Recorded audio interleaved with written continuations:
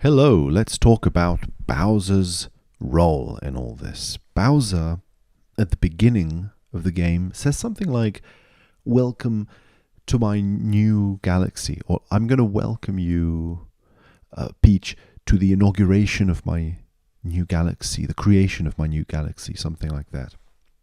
Considering that, this may get a little Freudian or sort of sexual in a sense, but if the creation of a galaxy and the birth of a galaxy are being associated at the end of the game by the crying babies and so on to childbirth, I wonder, what Bowser's invitation to the creation of a new galaxy for Peach is here, other than a sexual sort of pun. I mean, it can be a lot of other things other than that. I don't mean that this exhausts the meaning of what is being meant here, but I do wonder if there may be an aspect of that here, so to speak. Other things that happen here, though, is that this creation of a new galaxy is also being associated with an eye or vision at some level, I think. Because if the figure of the circle in this game, is sometimes being associated to vision, I would claim. Rosalina's eye. The fact that the observatory is also associated to circularity in different ways. We've got the telescopes that you use as a treadzo for the section where you jump up into the sky. Visualization seems to have this association to the circle, I think. Princess Peach's eye being highlighted as a circular single eye in focus in the camera. Right, it's in focus, so we get this picture of a single eye of Peach's. And so this eye, this circle, I think, could be associated to the galaxy as such, because the game is constantly highlighting this idea that a circle, a sphere, is something easy to navigate. You can always see every single side of the sphere without difficulty, right? It's sort of. So, what is the question that I have here, and how can it be solved? I feel like Bowser asks this question of Peach, and then Peach holds her Luma to her chest. As the question is being asked, she kind of tightens her grip on the Luma, as if the Luma is an important thing that you shouldn't really stop holding on to.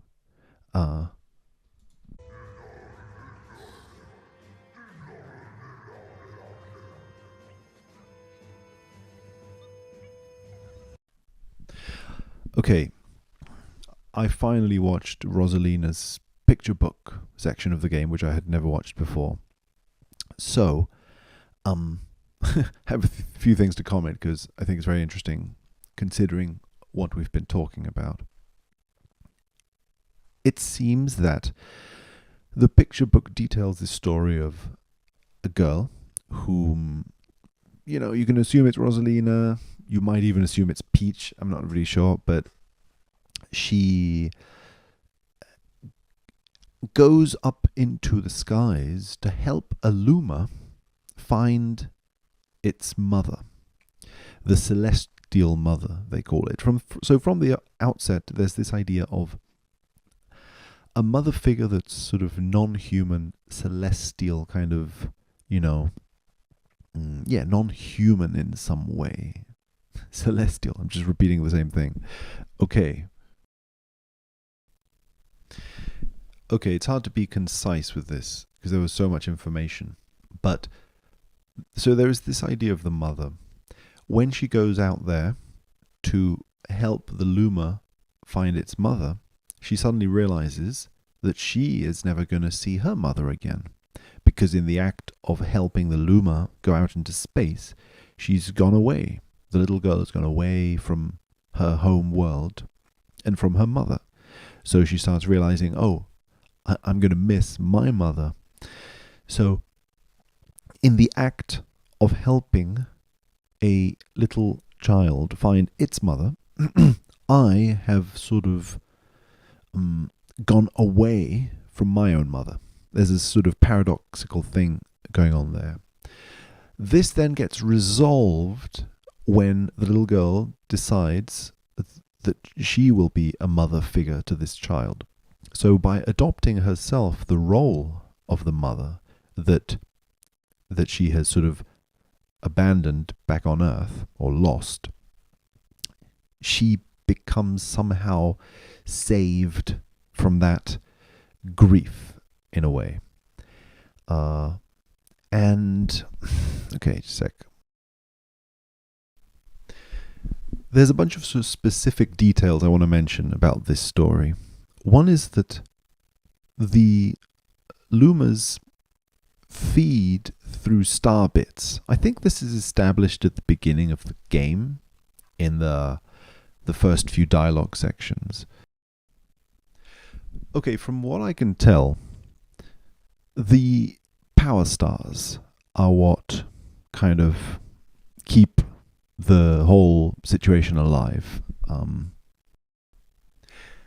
From what I can tell, the power source of the ship at large is star power, but it also seems to be the power source of the Lumas. It seems to be the food of the Lumas. According to the storybook, the Lumas seem to eat star bits, or as long as they have star bits, they can eat.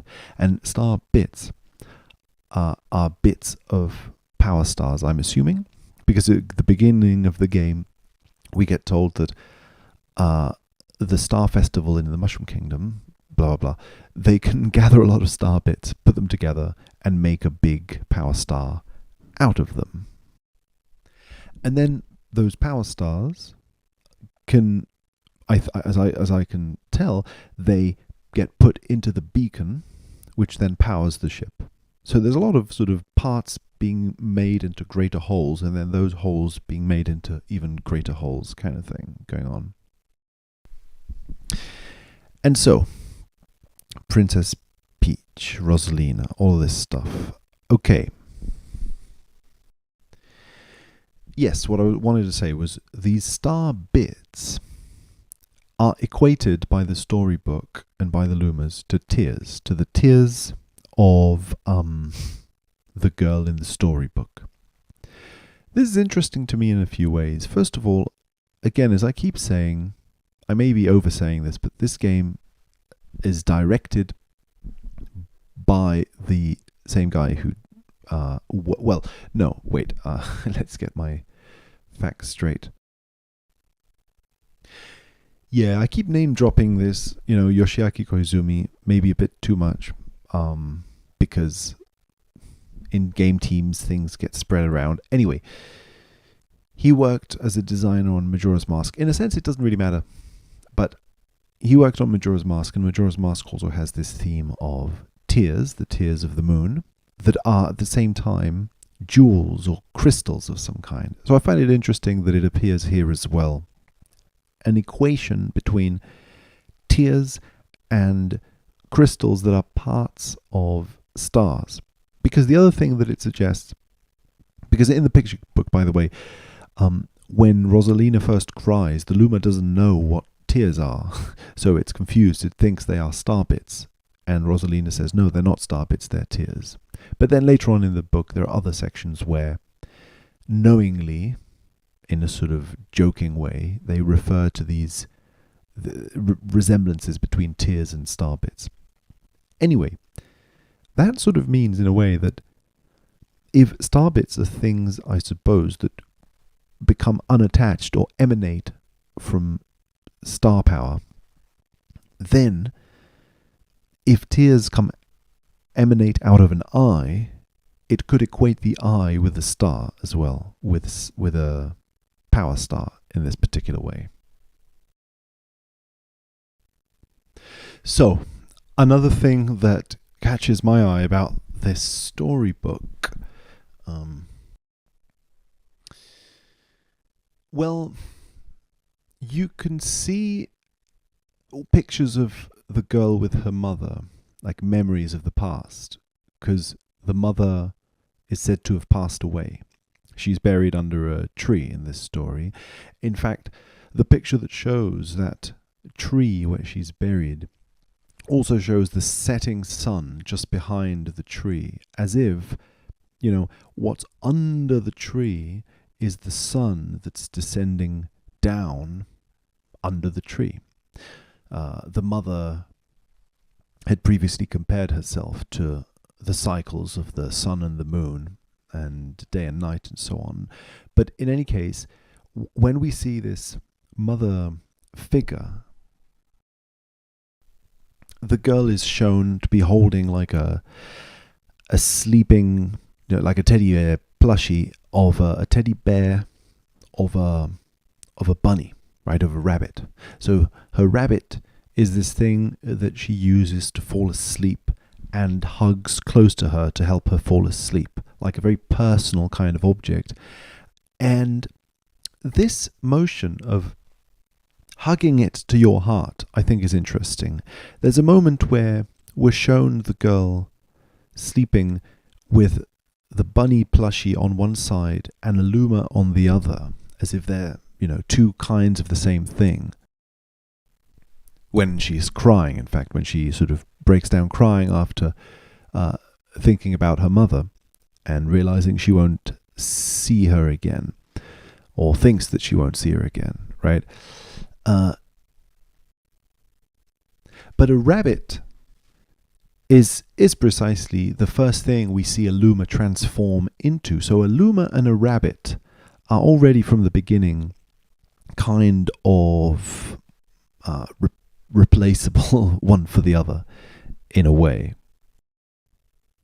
And holding something to the heart as a way of keeping oneself warm in moments of anguish is interesting because, again, it's the gesture that Princess Peach does at the beginning, holding the little Luma to her heart when Bowser appears to her chest. This gesture of holding to the chest, I think, is interesting.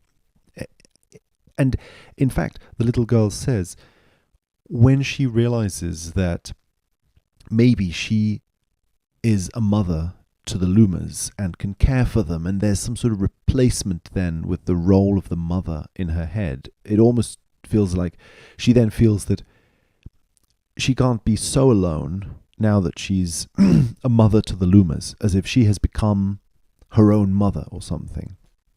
If we consider the Lumas to be like an inner being of some kind, that is her, I don't know, something like that, herself at some level. But in any case, when she holds this idea to her heart and she thinks that maybe she can be a mother to herself in this way, to her Lumas, she feels a spark in her heart light up, as if literally her heart needed like fire, some sort of spark like flame to light it up in this moment of darkness and cold and ice, so to speak. Ice, of course, being what Bowser casts upon the world when he arrives. He freezes things with a cold kind of gesture that makes things stop in their tracks in a frozen sort of motion.